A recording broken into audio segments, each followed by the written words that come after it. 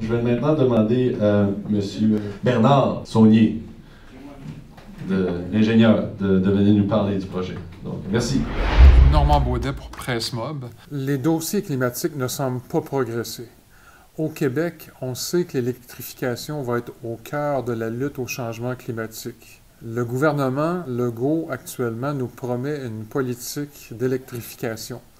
Il vise à la déposer autour du mois de décembre. On voit dans cette entrevue de M. Saunier, qui a été ingénieur à Hydro-Québec, l'angle particulièrement politique d'un projet de liquéfaction des gaz. M.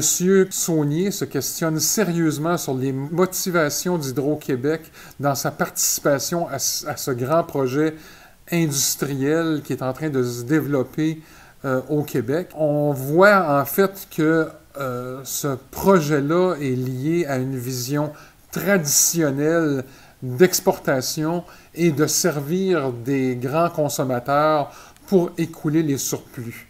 On parle d'une vision des années 80. Je laisse M. Saunier expliquer le détail de la situation.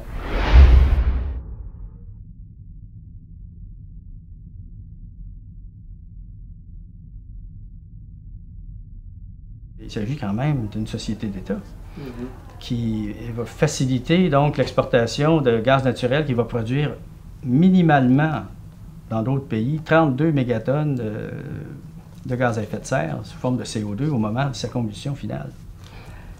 Alors la question, c'est sous quels critères on peut s'autoriser à faire ça, à quel prix, et qu'est-ce qu'on en tire comme avantage collectivement? Il y a une façon d'aborder la question. D'abord, ça c'est sous l'angle économique. Hein. Comme je vous ai dit, là, la consommation de 5 milliards de kilowattheures, ça représente l'énergie nécessaire pour à peu près 250 000 maisons toutes électriques au Québec, selon les critères de consommation qu'on peut trouver sur les sites d'Hydro-Québec. C'est 2/3 de la romaine, comme j'ai dit. Mais avec une alimentation de cette importance-là, il y a aussi une construction de lignes qui vient.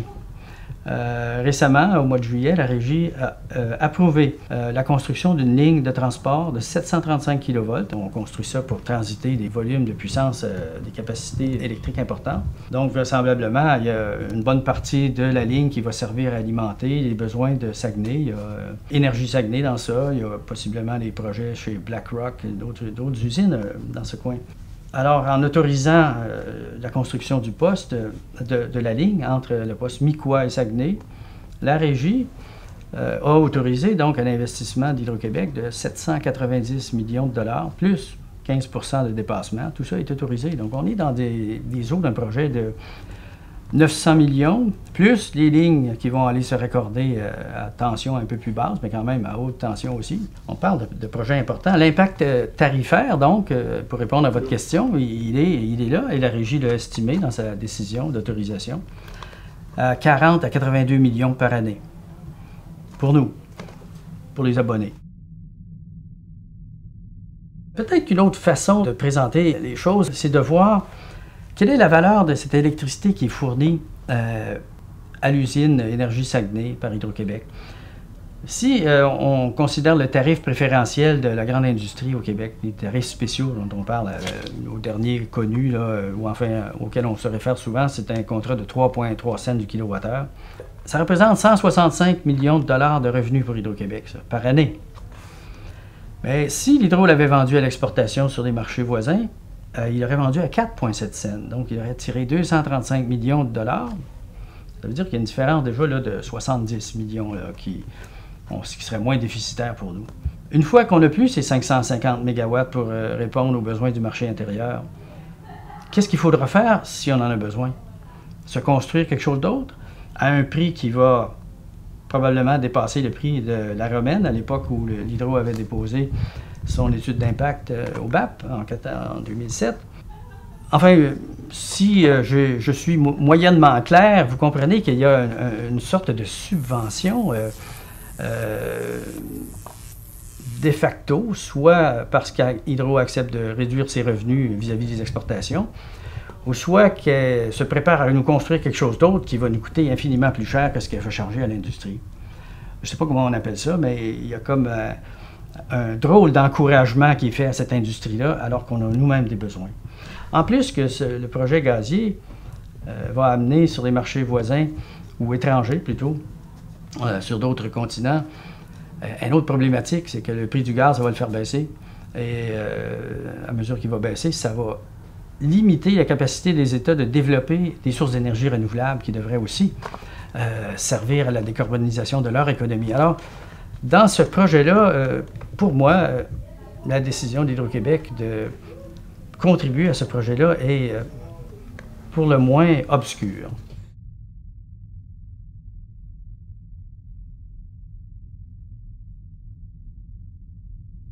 Si l'Hydro-Québec ou si le Québec prétend demeurer un territoire où les énergies renouvelables sont importantes, mais là, on arrive à la conclusion qu'il faudra confronter Hydro-Québec sur les raisons des décisions qu'ils prennent, notamment avec le cas d'Énergie Saguenay qui nous oblige à constater qu'on perd tous nos repères, là. On ne comprend pas où ça va. On veut savoir comment c'est décidé, comment ces décisions-là sont prises. Si on réserve nos meilleurs actifs hydroélectriques pour les besoins des Américains ou pour alimenter les marchés fossiles d'ailleurs, ça veut dire que ces blocs de capacité hydroélectrique qu'on avait construits pour l'usage du marché intérieur ne sont plus disponibles pour nous. Une sorte de fuite en avant dans des ventes du côté de nos voisins qui nous pénalise dans la possibilité qu'on aura dans l'avenir d'investir à coût raisonnable dans des infrastructures d'énergie renouvelable qui vont nous permettre de nous sortir de la dépendance au pétrole.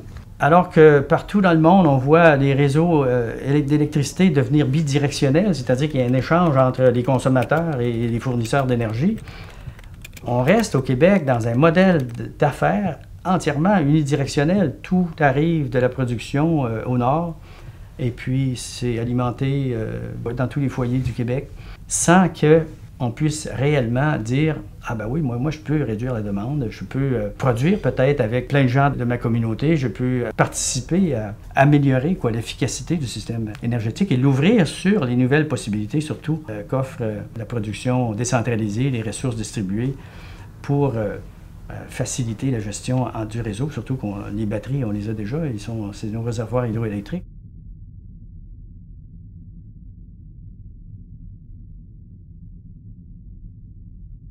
Il y a un excellent rapport qui est publié par la chaire de l'énergie des HEC qui s'appelle « État de l'énergie au Québec ». C'est publié à chaque année au mois de décembre. En 2016, le Québec a consommé 12 milliards de litres de carburant fossile.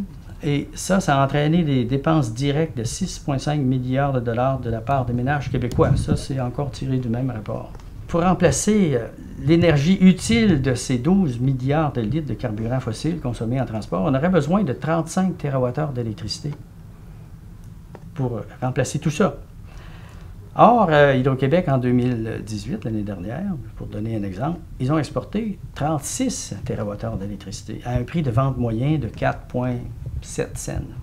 La conclusion de ça, c'est qu'avec à peu près 12 cents, 13 cents d'électricité exportée par Hydro-Québec en 2018, on peut faire le même travail de déplacement qu'un litre d'essence qui coûte 10 fois plus cher. Je ne sais pas si vous voyez, il me semble qu'il y a un intérêt à développer donc un secteur automobile électrifié et avec un transport commun massif. Je ne parle pas de taux nécessairement individuel pour tout le monde, mais il y a un incitatif public évident de commencer à transformer en profondeur le secteur du transport. Je vois dans la contradiction évidente du discours d'Hydro-Québec qui prétend exporter plus aux États-Unis pour fermer des centrales au charbon, lorsqu'on compare ça au cas de GNL Québec, Énergie Saguenay, où l'Hydro-Québec apporte son hydroélectricité pour permettre d'exporter plus de carburant fossile ailleurs, une contradiction, mais qui touche à l'absurde, alors que nous-mêmes, on a à faire des efforts massifs pour réduire notre consommation d'hydrocarbures. Mais il semble manquer une certaine volonté d'aller à la vitesse qu'il faudrait pour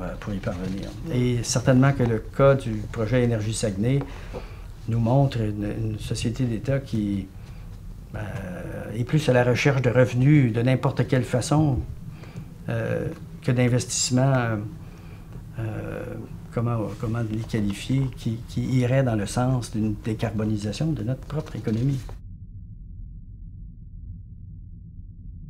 Mais ce qu'on voit au Québec est tragique, à mon sens, au plan de l'idée qu'il y a un pacte qui continue avec Hydro-Québec, entre les Québécois et l'Hydro-Québec.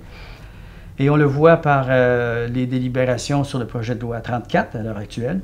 Un projet de loi qui vise à affranchir Hydro-Québec, en quelque sorte, lui éviter des représentations annuelles d'audiences tarifaires qui permettent à la Régie d'établir des tarifs jugés raisonnables. Cet exercice-là, qui se passe annuellement, ça oblige Hydro-Québec à se préparer à répondre aux questions d'organismes qui représentent l'intérêt public dans une tarification qui doit être réglementée. Donc la loi 34 ne permettra pas, certainement, si elle est adoptée, ce que je ne souhaite absolument pas, ne permettra pas d'apporter plus de transparence au cadre décisionnel qui est en vigueur à la société d'État et certainement pas au gouvernement qui va les autoriser par décret. La politique énergétique du Québec est en panne, est dans le fossé, là, et tout se développe